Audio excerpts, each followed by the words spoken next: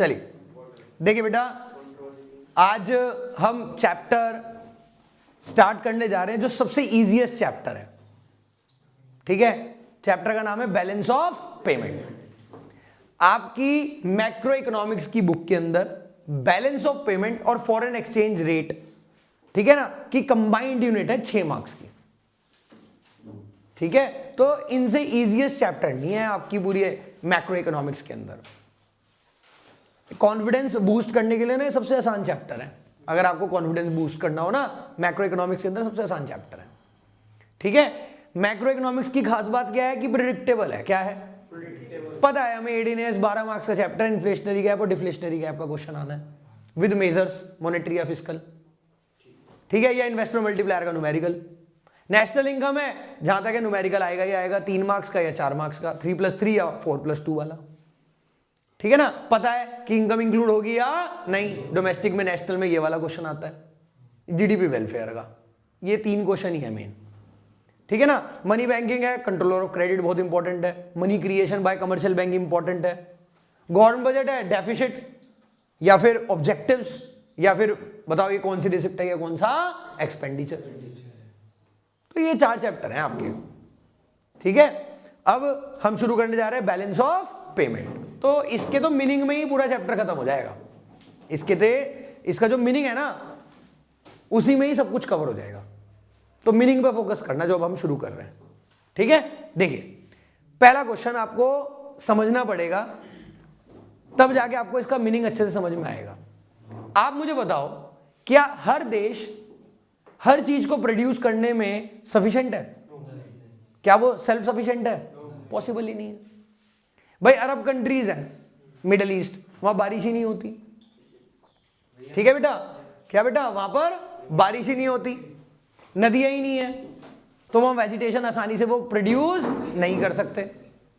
और अगर हम क्रूड ऑयल एक्सट्रैक्ट करने की कोशिश करें तो इतना आसानी से हम भी एक्सट्रैक्ट नहीं कर सकते, ठीक है बेटा, इतना आसानी से हम भी एक्सट्रैक्ट। तो ये ज्योग्राफिकल हमारी लिमिटेशन है। क्या है? ज्योग्राफिकल। तो कुछ चीजों में वो अच्छे हैं, कुछ चीजों में हम अच्छे हैं। तो अगर हम क्रूड ऑयल एक्सट्रैक्ट करने की कोशिश करेंगे तो हम बहुत सारी रिसोर्सेज क्या कर देंगे? वेस्ट कर देंगे। क्या कर देंगे? वेस्ट। और अगर वो वेजिटेशन करने की कोशिश करेंगे तो वो बहुत सारी रिसोर्सेज वेस्ट कर देंगे। तो जिस चीज में अच्छे हम हैं, है ना, वो चीजें हम उनको एक्सपोर्ट कर देंगे, और जिस चीजें में वो अच्छे हैं वो हम उनसे इंपोर्ट कर लेंगे। तब जाकर हम वर्ल्ड की रिसोर्सेज को ऑप्टिमम यूटिलाइज कर पाएंगे, क्योंकि हर कंट्री हर चीज में सेल्फ सफिशिएंट।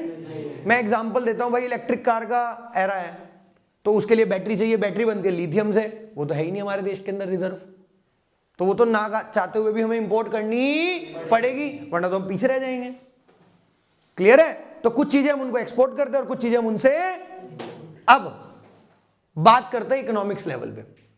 आप मुझे एक बात बताओ, आप देश की इकोनॉमिक पॉलिसी ड्राफ्ट कर रहे हो, foreign policy, industrial policy, trade policy, और आपके देश की सरकार को यही नहीं पता कि हम किस देश से कितना इंपोर्ट कर रहे हैं और किस देश को कितना एक्सपोर्ट कर रहे हैं। क्या फॉरेन पॉलिसी बना लेंगे भाई हम? क्या ट्रेड पॉलिसी बना लेंगे हम? क्लियर है? जब रशिया और यूक्रेन की वॉर हो रही थी, वेस्ट कंट्रीज ने, जो नाटो देश थे, उन्होंने इतना प्रेशराइज किया हमारे ऊपर कि जो तुम उनके साथ ट्रेड कर रहे हो ना, वो पैसा, वो फ्यूल का काम कर रहा है। रशिया जो वॉर में यूज कर रहा है उस पैसे को, इतना हमारे ऊपर उन्होंने प्रेशराइज किया, पर हम तब भी अड़े रहे। क्यों? क्योंकि बेटा $1 बिलियन का ट्रेड होता है रशिया के साथ। तुम्हारा तो मैटर रिजोल्व हो जाएगा 1-1.5 साल में, हम अपना इतना बड़ा ट्रेडिंग पार्टनर क्यों खोए? तो हमारे पास रिकॉर्ड होगा ना। क्या होगा हमारे पास? रिकॉर्ड, कि हम किस देश के साथ कितना एक्सपोर्ट कर रहे हैं और कितना। बिना इस रिकॉर्ड के हम फॉरेन पॉलिसी कैसे बना लेंगे कि किस देश के साथ हमें स्टैंड होना है और किस देश के साथ हमें स्टैंड नहीं लेना? बताओ। क्लियर है? तो उसी रिकॉर्ड को हम क्या बोलते हैं? Balance of. तो बैलेंस ऑफ पेमेंट कुछ नहीं है, बैलेंस ऑफ पेमेंट बस एक अकाउंटिंग स्टेटमेंट है जिसके अंदर हम रिकॉर्ड करते हैं कि कितनी इकोनॉमिक ट्रांजैक्शन हमारे देश की दूसरे देशों के साथ हुई है। तो बैलेंस ऑफ पेमेंट क्या है? बैलेंस ऑफ पेमेंट एक अकाउंटिंग स्टेटमेंट है जिसमें हम सारी की सारी इकोनॉमिक ट्रांजैक्शंस को रिकॉर्ड करते हैं। वो सारी ट्रांजैक्शन जो हमारे देश के साथ दूसरे देशों ने टेक प्लेस करी है या अंडरटेक करी है। क्या है balance of payment? Balance of payment एक अकाउंटिंग जिसमें हम सारी की सारी इकोनॉमिक ट्रांजैक्शंस को रिकॉर्ड करते हैं जो हमारे देश और दूसरे देश के बीच में हो रही है, या हमारे देश के रेजिडेंट और दूसरे देश के रेजिडेंट के बीच में हो रही है एक साल के अंदर। आया समझ में? तो balance of payment refers to the accounting statement in which all the economic transactions are recorded between the resident of the home country and the resident of the foreign country. तो वो जो रिकॉर्ड बनकर तैयार होगा, वो जो accounting statement बनकर तैयार होगी, उसे हम बोलते हैं बैलेंस ऑफ पेमेंट। इससे पहले हमने चैप्टर पढ़ाया था गवर्नमेंट बजट, वो फाइनेंशियल स्टेटमेंट थी, ये अकाउंटिंग स्टेटमेंट है। वो फाइनेंशियल स्टेटमेंट थी, ये अकाउंटिंग स्टेटमेंट है। उसमें रिसिप्ट्स और एक्सपेंडिचर रिकॉर्ड करते हैं, इसमें सारी इकोनॉमिक ट्रांजैक्शन रिकॉर्ड करते हैं जो हमारे देश के रेजिडेंट और दूसरे देश के रेजिडेंट के बीच में हो रही है।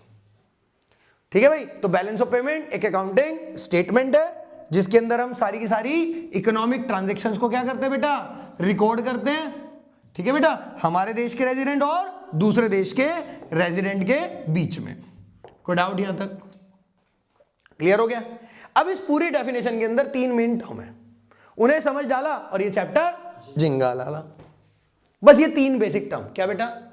पहला कि सर ये इकोनॉमिक ट्रांजैक्शन कितने टाइप की होती हैं, दूसरा उन्हें रिकॉर्ड कैसे करते हैं, और तीसरा ये रेजिडेंट कौन है, और ये कुछ है ही नहीं फिर इसके अलावा इस चैप्टर में। भाई बैलेंस ऑफ पेमेंट एक अकाउंटिंग स्टेटमेंट है जिसमें हम सारी ट्रांजैक्शन रिकॉर्ड करते हैं हमारे देश के रेजिडेंट और दूसरे देश के रेजिडेंट के बीच में। तो पहला क्वेश्चन बड़ा सिंपल सा, यार कौन कौन सी है इकोनॉमिक ट्रांजैक्शंस? ठीक है, ये इकोनॉमिक ट्रांजैक्शन होती क्या है, कितने टाइप की होती हैं, दूसरा इन्हें रिकॉर्ड कैसे करते हैं, और तीसरा ये रेजिडेंट कौन है और ये बस। समझ आया? तो सबसे पहले आज बात करेंगे कि इसको रिकॉर्ड कैसे किया जाता है। ठीक है? क्या है बैलेंस ऑफ पेमेंट? एक अकाउंटिंग स्टेटमेंट। अब तुम्हें पता है, तुमने क्लास 11 में अकाउंटिंग स्टेटमेंट बनाई थी और बहुत सारे और भी तुमने चीजें बनाई हैं, पीएनएल और बहुत चीजें बनाई हैं। तो अकाउंट्स के अंदर जितने भी आप ट्रांजैक्शन रिकॉर्ड करते हो कैसे करते हो? On the basis of double entry bookkeeping system. On the basis of double entry कि हर ट्रांजैक्शन का इफेक्ट 2 जगह पड़ेगा, एक जगह डेबिट तो एक जगह। तो सिमिलरली यहां पे भी ऐसा ही होता है क्योंकि ये क्या है? Accounting statement. क्लियर है? तो याद कर लो, किसी भी ट्रांजैक्शन के कारण अगर पैसे का इनफ्लो हो रहा है, अगर पैसे का तो सर वो बैलेंस ऑफ पेमेंट के क्रेडिट साइड में रिकॉर्ड करी। और अगर किसी भी ट्रांजैक्शन के कारण पैसे का आउटफ्लो हो रहा है, फॉरेन एक्सचेंज का आउटफ्लो हो रहा है, तो वो डेबिट साइड में रिकॉर्ड करी, वो डेबिट साइड में रिकॉर्ड करी। तो किसी भी ट्रांजैक्शन के कारण अगर इनफ्लो हो रहा है तो क्रेडिट, आउटफ्लो हो रहा है तो, अगर पैसा आ रहा है तो क्रेडिट, जा रहा है तो। अब कहोगे यार अकाउंट में तो ऐसा नहीं है, वहां पर तो उल्टा है या नहीं है? तो यहां पर ना गुड्स की रेस्पेक्ट में अगर आप बात करोगे तो अलग तरीके से होगा, और फॉरेन एक्सचेंज की रेस्पेक्ट में बात करोगे तो अलग तरीके से होगा। तो हम फॉरेन एक्सचेंज की रेस्पेक्ट में बात कर रहे हैं। किसकी रेस्पेक्ट में? भाई पैसा आएगा, कब आएगा? जब गुड्स जाएंगे, तो इसलिए क्रेडिट साइड में। आया समझ में? इसलिए अब गुड्स हमने इंपोर्ट करे तो गुड्स तो आए पर पैसा तो गया, इसलिए डेबिट साइड में। क्या बेटा? तो पैसा गया तो डेबिट और आया तो क्रेडिट, क्योंकि अगर पैसा आया है तो इसका मतलब गुड्स गए होंगे ना, इसलिए क्रेडिट। तो गुड्स की रेस्पेक्ट में तो अभी भी ठीक है ना ये डेबिट क्रेडिट। तो आप ज्यादा परेशान मत हो, बस आप याद कर लो, पैसा आ रहा है तो क्रेडिट, जा रहा है तो, अरे आ रहा है तो क्रेडिट, जा रहा है तो। आया समझ में? क्लियर है? तो याद करो मेरे साथ कि अकाउंटिंग सेंस में, किसमें बेटा? अरे किसमें? बैलेंस ऑफ पेमेंट हमेशा बैलेंस रहेगा क्योंकि एक जगह डेबिट तो एक जगह। But in economic sense, but in balance of payment कभी भी बैलेंस क्यों नहीं होगा, ये चैप्टर के एंड में समझाएंगे।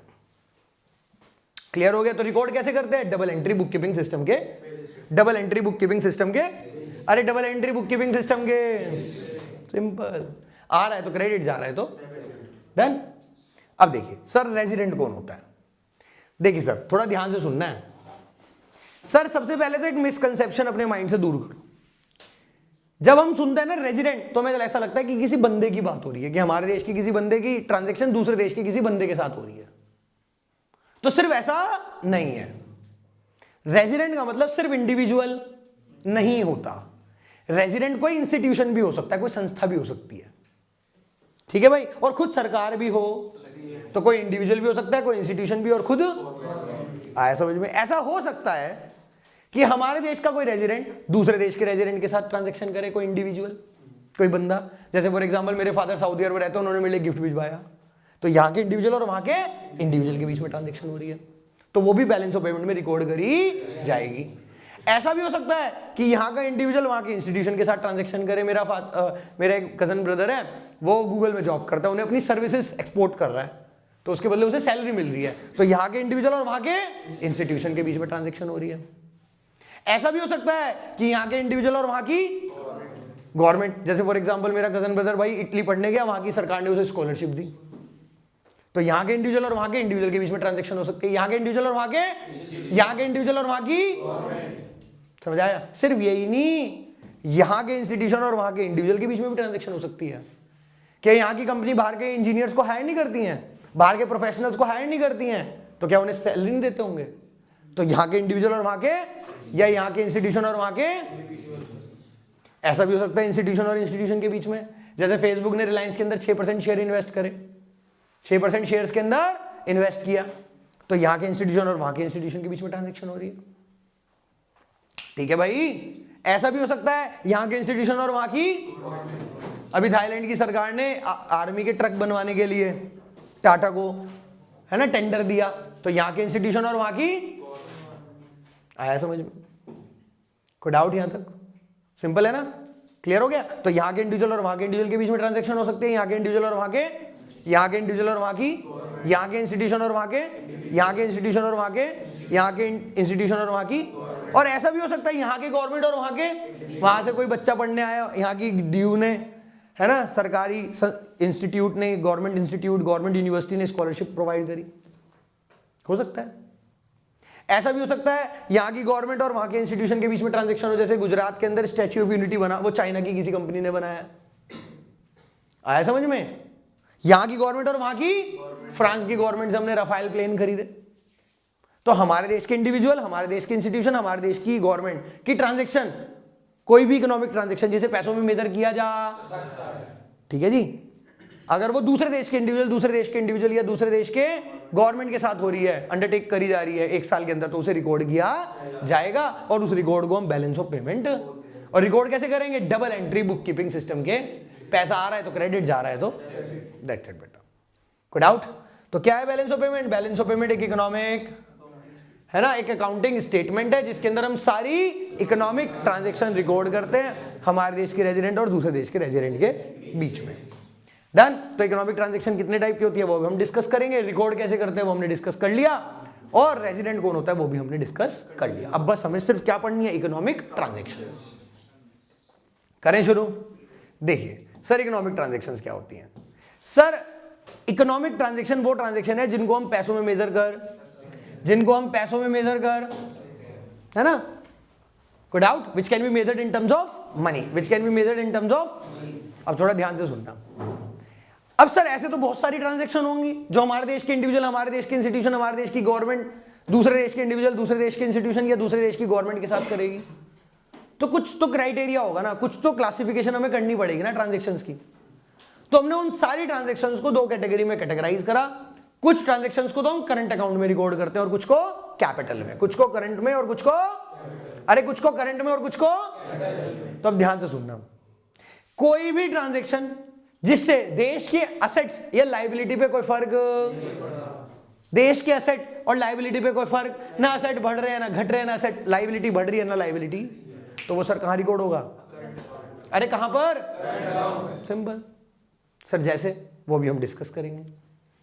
और वो सारी ट्रांजैक्शन जिससे या तो असेट बढ़ जाए या लायबिलिटी बढ़ जाए या, उसे हम कहां रिकॉर्ड करते हैं? बेटा एग्जाम में क्वेश्चन आता है, आपको स्टेटमेंट दी जाएगी, आपसे पूछा जाएगा बताओ ये किस अकाउंट में और किस सब अकाउंट में रिकॉर्ड होगा। तो अकाउंट मतलब हो गया करंट या, तो आप देखो कि वो जो ट्रांजैक्शन है उससे देश के एसेट लायबिलिटी पे फर्क पड़ रहा है या नहीं पड़ रहा, तो करंट में पड़ रहा है, तो फिर आप ये देखो कि पैसा आ रहा है या आ रहा है, तो क्रेडिट में जा रहा है, तो ये बहुत कॉमन क्वेश्चन है, बहुत बार आ चुका है प्रीवियस बोर्ड ईयर्स में, ठीक है, प्रीवियस बोर्ड पेपर्स में बहुत बार ये क्वेश्चन रिपीट हो चुका है। In which account and sub account these transactions are recorded, बहुत नॉर्मल सा क्वेश्चन है। कोई डाउट यहां तक? तो याद कर लो, किसी भी ट्रांजैक्शन के कारण अगर एसेट लायबिलिटी पे फर्क करंट में पड़ रहा है तो सिंपल है। चलो अब समझते हैं कि यार ऐसी कौन सी ट्रांजैक्शन है जिससे देश की एसेट लायबिलिटी पे कोई फर्क। तो सर ऐसी 4 ट्रांजैक्शंस हैं। कितनी? देखिए बेटा, पहली export and import of goods, export and import of. दूसरी एक्सपोर्ट एंड इंपोर्ट ऑफ। देखो सपोज करो मेरी एक संस्था है, गारमेंट्स बनाती है, अब वो मैंने अमेरिका के अंदर एक्सपोर्ट कर दिए किसी इंडिविजुअल को या किसी कंपनी को, तो इससे देश के एसेट पे क्या फर्क पड़ा? मैंने गुड्स एक्सपोर्ट करे, उन्होंने मुझे पेमेंट कर दी। या मैंने रॉ मटेरियल इंपोर्ट किया, मैं मोबाइल बनाता हूं, मोबाइल में जो चिप यूज होती है वो चाइना से मैंने इंपोर्ट करी, मैंने उन्हें पेमेंट कर दी। तो इससे देश के एसेट लायबिलिटी पे क्या फर्क पड़ रहा है? तो जो मैं गुड्स एक्सपोर्ट कर रहा हूं या गुड्स मैं इंपोर्ट कर रहा हूं, या जो हमारे देश के इतने सारे बच्चे हैं, जो स्टूडेंट्स हैं, है ना, वो जो बाहर की कंपनीज को अपनी सर्विसेज प्रोवाइड कराते हैं, जॉब करते हैं गूगल में, फेसबुक में, तो इससे देश के एसेट लायबिलिटी पे क्या फर्क पड़ रहा है? कुछ भी नहीं। वो उन्हें सर्विसेज प्रोवाइड करा रहे हैं, उसके बदले वो पेमेंट ले रहे हैं। और हमारे बहुत सारी कंपनीज हैं जो सर्विसेज अवेल करती होंगी बाहर की कंपनीज से, बाहर के इंडिविजुअल से। इंजीनियर हायर नहीं करे हुए होंगे हमारी कंपनीज ने, प्रोफेशनल्स नहीं हायर किए हुए होंगे, उनकी सर्विसेज नहीं हायर करी हुई होंगी, उन्हें पेमेंट कर रहे हैं। तो जो हम गुड्स एक्सपोर्ट कर रहे हैं, जो गुड्स इंपोर्ट कर रहे हैं, या जो सर्विसेज हम एक्सपोर्ट कर रहे हैं, जो सर्विसेज हम इंपोर्ट कर रहे हैं, उससे देश के एसेट लायबिलिटी पे कोई फर्क आया समझ में? अब हमने गुड्स एक्सपोर्ट करे तो उसके बदले पैसा आएगा। अब क्योंकि हमने गुड्स एक्सपोर्ट करे उससे देश के एसेट लायबिलिटी पे कोई फर्क, तो करंट में रिकॉर्ड होगा। और क्योंकि पैसा आया तो क्रेडिट में, इंपोर्ट करे तो पैसा गया तो डेबिट में। सिंपल, क्लियर हो गया सर? और क्या है सर? है यूनिलेटरल पेमेंट। क्या बेटा? बेटा एक होती है बायलेटरल बिटवीन टू, एक होती है unilateral, that is one sided. ऐसी बहुत ट्रांजैक्शन है जो 2 साइडेड नहीं होती। जैसे फॉर एग्जांपल मेरे फादर सऊदी अरब में रहते हैं, उन्होंने मेरे बर्थडे पे गिफ्ट भिजवाया, तो उसके बदले मैं तो नहीं कुछ दे रहा हूं, तो ये वन साइडेड है। ठीक है, मेरा भाई कनाडा में जॉब करता है, मैंने उसके लिए पैसे भिजवाए, या पढ़ता है उसके लिए पैसे भिजवाए, तो उसके बदले वो तो नहीं कुछ दे रहा है, तो ये वन साइडेड है। आ रहा है समझ में? तो यूनिलेटरल फ्रॉम अब्रॉड अगर आ रही है, गिफ्ट आ रहे हैं या वो पैसे भिजवा रहे हैं तो क्रेडिट में, और अगर यूनिलेटरल पेमेंट टू अब्रॉड अगर हम भिजवा रहे हैं तो डेबिट में। सिंपल, क्लियर है? ऐसे बहुत सारे एग्जांपल है, स्कॉलरशिप है, गिफ्ट है। डन बेटा। अब जैसे अभी अमर्त्य सेन जी थे, इकोनॉमिक्स में नोबेल प्राइज मिला था उन्हें स्वीडन की गवर्नमेंट से, वो ऑर्गेनाइज कराते हैं। अभी अभिजीत बनर्जी को मिला, ठीक है ना, तो जो रिवॉर्ड उनको मिला फाइनेंशियल रिवॉर्ड, ये वन साइडेड होगा, उसके बदले उन्होंने तो कुछ नहीं दिया, तो ये कहां रिकॉर्ड होगा? करंट अकाउंट में। पैसा आ रहा है तो क्रेडिट में। ये एग्जांपल याद रखना, आ चुका है एग्जाम में, Nobel prize money Sweden government organise करती है नोबेल प्राइज, सुना होगा। कोई डाउट यहां तक? अब आती है इन्वेस्टमेंट इनकम। क्या आती है? अब जैसे फॉर एग्जांपल हमारे यहाँ के जो इन्वेस्टर्स हैं वो यहाँ की कंपनीज में तो इन्वेस्ट करते ही हैं, अरे बाहर की कंपनीज में भी तो इन्वेस्ट करते हैं, बाहर के स्टॉक एक्सचेंज में भी तो इन्वेस्ट करते हैं। जैसे अमेरिका का स्टॉक एक्सचेंज है नैस्डॉक, वहां पे जो कंपनी लिस्टेड है, जैसे यहाँ पर बीएससी है बॉम्बे स्टॉक एक्सचेंज, और नेशनल स्टॉक एक्सचेंज एनएससी, ऐसी वहां के स्टॉक एक्सचेंज है, वहां की कंपनीज में भी क्या करते हैं? वो इन्वेस्ट करते हैं, तो उनसे डिविडेंड नहीं मिलता होगा। वहां पे डेट इंस्ट्रूमेंट में इन्वेस्ट करते होंगे तो इंटरेस्ट नहीं आता होगा, तो जो डिविडेंड आ रहा है, जो इंटरेस्ट इनकम आ रही है, ठीक है बेटा, तो ये क्या है? इससे ये आ रही है, नहीं आ रही है वहां से, तो इससे देश की एसेट लायबिलिटी पे कोई फर्क पड़ रहा है? नहीं, तो कहां रिकॉर्ड होगा? अच्छा, बाहर के बहुत सारे इन्वेस्टर्स हैं जो यहाँ की कंपनीज में इन्वेस्ट करते हैं, जो यहाँ की, बताओ फेसबुक ने 6% शेयर नहीं खरीदे रिलायंस के अंदर, तो डिविडेंड नहीं मिलेगा, तो कहां रिकॉर्ड होगा? करंट में। तो ये 4 ट्रांजैक्शन है, export and import of goods, export and import of services, unilateral payment from abroad और to abroad, investment income from abroad, और तो ये जो 4 ट्रांजैक्शन है इससे देश के एसेट लायबिलिटी पे कोई फर्क नहीं, तो इसलिए कहां रिकॉर्ड होगा? करंट में। आ रहा है तो क्रेडिट, जा रहा है तो सिंपल। कोई क्वेरी? आगे बढ़ते हैं। अब आता है कौन सा बेटा? Capital account. क्या बेटा? अब सर कैपिटल में 2 आती हैं, एक तो बोरोइंग, अगर हम लोन ले रहे हैं तो हमारी लायबिलिटी बढ़ रही है, आगे रीपे नहीं करना पड़ेगा, और अगर हम लोन दे रहे हैं, मान लो हमने किसी कंट्री को लोन दिया 1 बिलियन का, तो उस पर इंटरेस्ट नहीं आएगा। तो इन इकोनॉमिक्स याद कर लो, एसेट क्या होता है? इन इकोनॉमिक्स एसेट हम उसे कहते हैं जो हमें पैसा कमा कर दे, जो हमें पैसा कमा कर दे। अब हमने किसी को लोन दिया तो हमारा एसेट है भाई वो, क्योंकि उस पर हमें क्या कमा रहे हैं? हम इंटरेस्ट। क्या कमा रहे हैं? इंटरेस्ट। आप मुझे एक बात बताओ, आप किसी को उधार सामान देते हो तो आपका क्या कहलाता है? डेटर। तो बैलेंस शीट में उसे कहां लिखते हो आप? एसेट साइड में, क्योंकि उससे पैसा आना है भाई। क्लियर है? तो आपने जिसे लोन दिया हुआ है है ना, वो आपको इंटरेस्ट दे रहा है, तो आपको कमा के दे रहा है, वो आपका असेट है। तो अगर आप लोन दे रहे हो तो पैसा तो जा रहा है डेबिट में, बट इससे हमारा असेट बढ़ रहा है। क्या बढ़ रहा है? अगर आप लोन ले रहे हो, पैसा आ तो गया, बट इससे हमारी लाइबिलिटी बढ़ गई, आगे रीपे भी तो करना पड़ेगा। तो कोई भी ट्रांजेक्शन जिससे या तो असेट बढ़ जाए या लाइबिलिटी बढ़ जाए, या कहां रिकॉर्ड होगा? समझ आया? अब आती है इन्वेस्टमेंट। क्या आती है?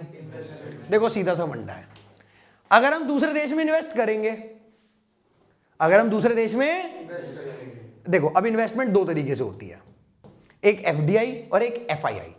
इंपॉर्टेंट है, थोड़ा ध्यान से। फॉरेन डायरेक्ट इन्वेस्टमेंट और फॉरेन इंस्टीट्यूशनल इन्वेस्टमेंट। जैसे फॉर एग्जांपल सैमसंग ने नोएडा के अंदर एशिया का largest mobile manufacturing plant setup करा, तो उन्होंने लैंड खरीदा पूरा, तो वो क्या है? Foreign direct investment. क्योंकि उस इन्वेस्टमेंट पे, उस असेट के ऊपर जिसमें उन्होंने इन्वेस्ट किया, उस पर उनका डायरेक्ट कंट्रोल है। तो एफडीआई क्या है? Which gives direct control over the asset to the purchaser या टू द इन्वेस्टर। कोई भी इन्वेस्टमेंट जो डायरेक्ट कंट्रोल दे इन्वेस्टर को असेट के ऊपर, तो वो क्या है? FDI, foreign direct. अब उस पर वो मैन्युफैक्चरिंग करें, उस पर रेंट पे दें, वो कुछ भी करें, उनका डायरेक्ट कंट्रोल है। ठीक है? बट फेसबुक ने रिलायंस के अंदर 6% शेयर खरीदे, तो उनकी फाइनेंशियल सिक्योरिटीज में इन्वेस्ट करा। किसमें? तो क्या उनका डायरेक्ट कंट्रोल है? नहीं। तो वो इन्वेस्टमेंट जो इन्वेस्टर को indirect control they over the asset, which gives indirect control over the asset, तो उसे बोलते हैं एफआईआई, फॉरेन इंस्टीट्यूशनल इन्वेस्टमेंट।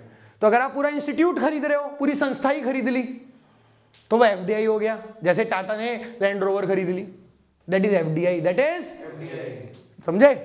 और अगर आपने उसके कुछ शेयर खरीदे, जैसे फेसबुक ने रिलायंस के, तो दैट इज एफआईआई। इसे पोर्टफोलियो इन्वेस्टमेंट भी बोलते हैं। क्या बोलते हैं? Portfolio investment. देखो पोर्टफोलियो क्या होता है, जैसे आप कभी किसी धर्मशाला में गए हो, तो वहाँ एक मार्बल पे नाम लिखे नहीं होते सबके, जिसने पैसा लगाया हो, तो वो धर्मशाला का पोर्टफोलियो है।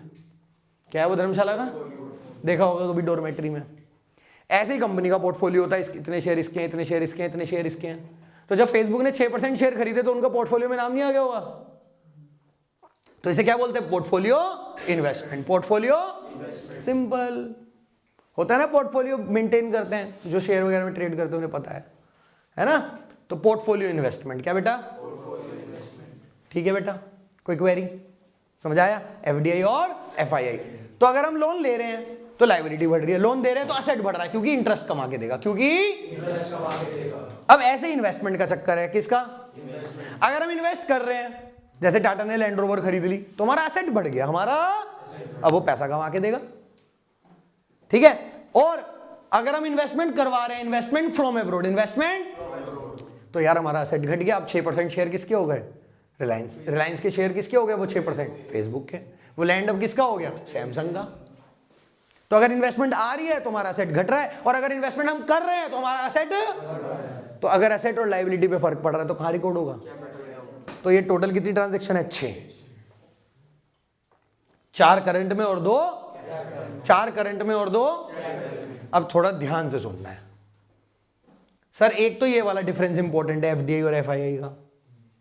अब एक जो मैं अब बताने जा रहा हूं, बहुत ध्यान से सुनना सर। ये जितनी भी ट्रांजैक्शन आपने पढ़ाई ना, ये सारी ऑटोनोमस ट्रांजैक्शन है। क्या है सर? क्या होती है ऑटोनोमस ट्रांजैक्शन?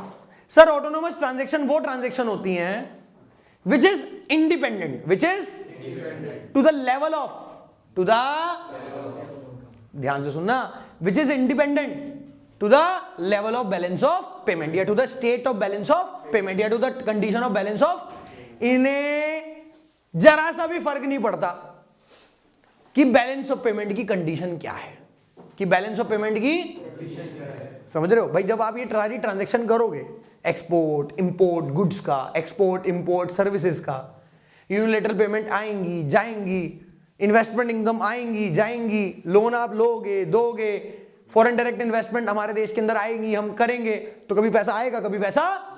तो क्या होता है बेटा? 2 सिचुएशन होती हैं कि कभी तो इनफ्लो ज्यादा हो जाता है और आउटफ्लो। मान लो हमने क्या करा, हमने एक्सपोर्ट ज्यादा किया गुड्स का, सर्विसेज का और इंपोर्ट, इन्वेस्टमेंट इनकम आई ज्यादा है और गई, यूनिलैटरल पेमेंट आई ज्यादा है और गई, इन्वेस्टमेंट आई ज्यादा है और गई, लोन हमने लिया ज्यादा है और दिया, तो पैसा आया ज्यादा है और गया, इनफ्लो ज्यादा है और आउटफ्लो, क्रेडिट ज्यादा है और डेबिट साइड तो उसे बोलते हैं सरप्लस बैलेंस ऑफ पेमेंट। क्या बोलते हैं? और कभी कभार ऐसा हो जाता होगा कि हम इंपोर्ट ज्यादा कर लेते होंगे गुड्स का, सर्विसेज का, और एक्सपोर्ट कम करते होंगे। इन्वेस्टमेंट इनकम हम पे ज्यादा करते होंगे टू अब्रॉड और आती, ठीक है बेटा, यूनिलैटरल पेमेंट हम भेजते ज्यादा होंगे और आती, इन्वेस्टमेंट हम करते ज्यादा होंगे और आती, लोन हम देते ज्यादा होंगे और आता हो जाता है। तो कभी आउटफ्लो ज्यादा हो जाता होगा किससे?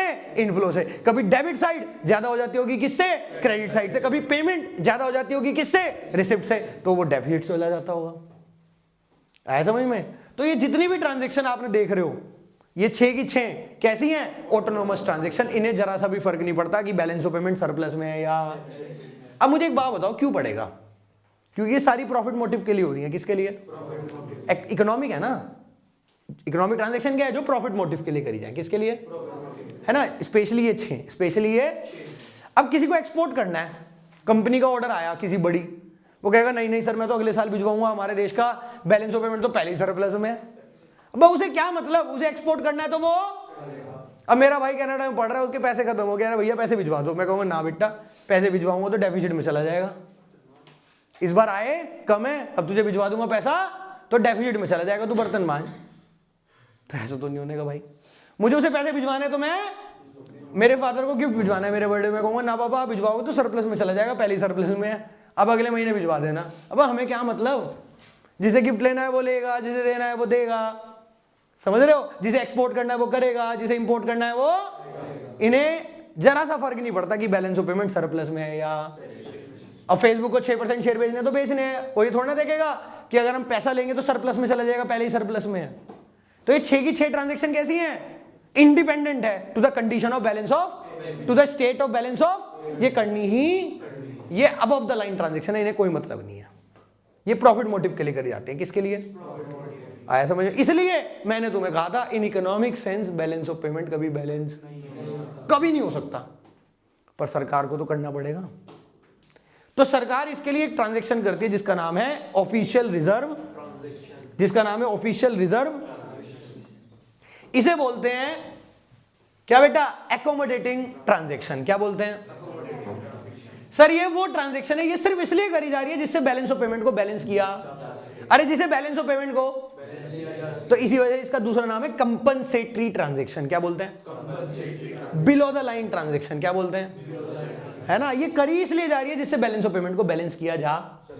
अगर दिख रहा है कि भाई बैलेंस ऑफ पेमेंट सरप्लस में है, कि पैसा आया जाता है और गया, तो अलग तरीके से होगी, और डेफिसिट है तो अलग तरीके से। तो ये डिपेंड किस पे करती है? बैलेंस ऑफ पेमेंट की कंडीशन के ऊपर।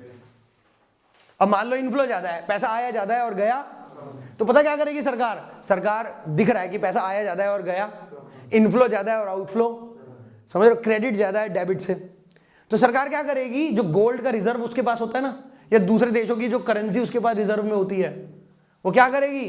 वो खरीदना और शुरू कर देगी, क्योंकि पैसा आया ज्यादा है और गया कम है, सरप्लस में है। तो उसके कारण क्या होगा? आउटफ्लो होना शुरू होगा पैसों का। खरीदेगी गोल्ड और फॉरेन करेंसी, तो जब तक खरीदेगी जब तक ये दोनों बैलेंस, तो परचेज करेगी। क्या करेगी? बट अगर यही डेफिसिट है कि पैसा गया ज्यादा है और आया, अरे गया ज्यादा है और आया, तो पता क्या करेगी सरकार? गोल्ड क्या करेगी? बेचना, दूसरे देशों की करेंसी बेचना, तो पैसा आना, तो तब तक बेचेगी जब तक बैलेंस ऑफ पेमेंट बैलेंस। आया समझ में? तो ये जो ट्रांजैक्शन हो रही है इसे बोलते हैं ऑफिशियल रिजर्व ट्रांजैक्शन, और इसका दूसरा नाम है एकोमोडेटिंग ट्रांजैक्शन। तो टोटल ये 7 ट्रांजैक्शन है, 4 करंट में और 3। इन चारों को तो कोई मतलब नहीं है कि बैलेंस ऑफ पेमेंट सरप्लस में है या, पर ये 3, इनमें से ये जो 2 हैं ये कैपिटल में, इन्हें भी कोई फर्क, पर ये जो लास्ट है ऑफिशियल रिजर्व ट्रांजैक्शन, ये सिर्फ किस लिए करी जाती है? जिससे बैलेंस ऑफ पेमेंट को बैलेंस किया जा। इसलिए अकाउंटिंग सेंस में बैलेंस ऑफ पेमेंट हमेशा बैलेंस, पर इकोनॉमिक सेंस में कभी भी बैलेंस। अकाउंटिंग में इसलिए रहता है क्योंकि हम उसे balance with the help of accommodating transaction, with the help of official reserve. कोई क्वेरी समझ आ गया? Done. Last topic sir, BOT and BOP का difference. What is the difference between BOT and? ध्यान से सुनना बेटा, बहुत छोटा सा टॉपिक है। देखो सर क्या होता है बैलेंस ऑफ ट्रेड? देखिए sir balance of trade difference है एक्सपोर्ट ऑफ गुड्स का, बेटा एक्स से हम डिनोट करते हैं एक्सपोर्ट को, and import of, the difference between export and import of goods is known as balance of trade, is known as balance of, is known as balance of, done. तो balance of trade में सिर्फ क्या आते हैं? Goods, export and import of goods, the difference between export and import of goods. Sir ये कभी भी balance नहीं होने का, ये कभी भी बैलेंस हो, क्योंकि एक्सपोर्ट क्या इंपोर्ट देखते हुए करेंगे हम, या इंपोर्ट हम एक्सपोर्ट देखते हुए करेंगे? अगर हम इंपोर्ट करना है तो हम, अगर हमें एक्सपोर्ट करना है तो हम, बताओ यस और नो। तो ये कभी भी बैलेंस, और ये सिर्फ गुड्स को रिकॉर्ड करता है, किसको? और क्योंकि एक्सपोर्ट इंपोर्ट से देश के असेट लायबिलिटी पे कोई फर्क, तो इसलिए कहां रिकॉर्ड होता है? ये करंट अकाउंट के अंदर। कहां पर? अरे कहां पर? आया समझ में? तो जो बीओटी है it is a part of current account, is a part of, और इसमें हम सिर्फ गुड्स को रिकॉर्ड करते हैं, और ये कभी सरप्लस होता है कभी, बट जो बैलेंस ऑफ पेमेंट है, जो सर जो बैलेंस ऑफ पेमेंट है क्या है? जो सर उसमें तो सारी ट्रांजैक्शन रिकॉर्ड होती हैं, उसमें तो export and import of goods भी रिकॉर्ड होता है, सर्विसेज भी, यूनिलेटरल पेमेंट भी, इन्वेस्टमेंट इनकम भी है बेटा, इन्वेस्टमेंट भी, बोरोइंग भी, सब रिकॉर्ड होता है। ठीक है भाई, तो बैलेंस ऑफ ट्रेड में तो सिर्फ गुड्स रिकॉर्ड होते हैं और इसमें सारी इकोनॉमिक ट्रांजैक्शन रिकॉर्ड होती है। बीओटी तो करंट अकाउंट का पार्ट है, बीओटी तो, अरे बीओटी तो किसका पार्ट है? अरे किसका पार्ट है? करंट अकाउंट का पार्ट है, और करंट अकाउंट बीओपी का पार्ट है। तो बीओटी किसका पार्ट है? करंट अकाउंट का। BOT is a part of current account, BOT is a part of, अरे BOT is a part of, and current account is a part of BOP, current account is a part of, current account is a part of. आया समझ में? Sir BOT में तो सिर्फ goods record होते हैं और बीओपी में सारी इकोनॉमिक ट्रांजैक्शन। बीओटी तो करंट अकाउंट का पार्ट है, और करंट अकाउंट किसका पार्ट है? बीओपी का। तो BOP consist current account, BOP consist, BOT the part of current account and BOP consist current account. आया समझ में? ठीक है, ये तो कभी बैलेंस हो ही नहीं सकता, क्योंकि हम एक्सपोर्ट इंपोर्ट देखते हुए थोड़ा ना करते एक दूसरे को, एक्सपोर्ट करना है तो करेंगे, इंपोर्ट करना है तो, बट जो बैलेंस ऑफ पेमेंट है जो, वो हमेशा क्या रहेगा? बैलेंस, क्योंकि हम उसे balance with the help of official reserve transaction. तो पहला मीनिंग हो गया, दूसरा एक किसका पार्ट है वो हो गया, फिर ये क्या रिकॉर्ड करता है वो हो गया, फिर ये बैलेंस रहता है या नहीं वो हो गया। चैप्टर स्वाहा। कोई डाउट यहां तक? पक्का? पहला मीनिंग पढ़ा हमने कि बैलेंस ऑफ पेमेंट एक अकाउंटिंग स्टेटमेंट है जिसमें हम सारी इकोनॉमिक ट्रांजैक्शंस को रिकॉर्ड करते हैं। ठीक है, रिकॉर्ड कैसे करते हैं? Double entry bookkeeping system के बेसिस पे, आ रहा है तो क्रेडिट, जा रहा है तो, ठीक है ना, हमारे देश के रेजिडेंट और दूसरे देश के रेजिडेंट के, रेजिडेंट को इंडिविजुअल, इंस्टीट्यूशन और खुद गवर्नमेंट भी हो। अब इकोनॉमिक ट्रांजैक्शन दो टाइप की होती है, कुछ को करंट में और कुछ को, कुछ से देश के एसेट लायबिलिटी में फर्क नहीं पड़ता तो वो करंट में, कुछ से पड़ता है तो वो कैपिटल में। इनमें से कुछ तो ऑटोनोमस है और कुछ ऑटोनोमस, जिससे जो हम करेंगे चाहे बैलेंस ऑफ पेमेंट बैलेंस हो या उन्हें कोई मतलब नहीं है, बट उन्हें बैलेंस करने के लिए जो हम ट्रांजैक्शन करते हैं उसे बोलते हैं अकोमोडेटिव। अच्छा, बीओटी सिर्फ डिफरेंस है export and import of goods का, और बीओपी में सारी इकोनॉमिक ट्रांजैक्शन आती है। ठीक है भाई, छोटा सा चैप्टर था, कोई डाउट? पक्का? चलिए, अरे बस भाई।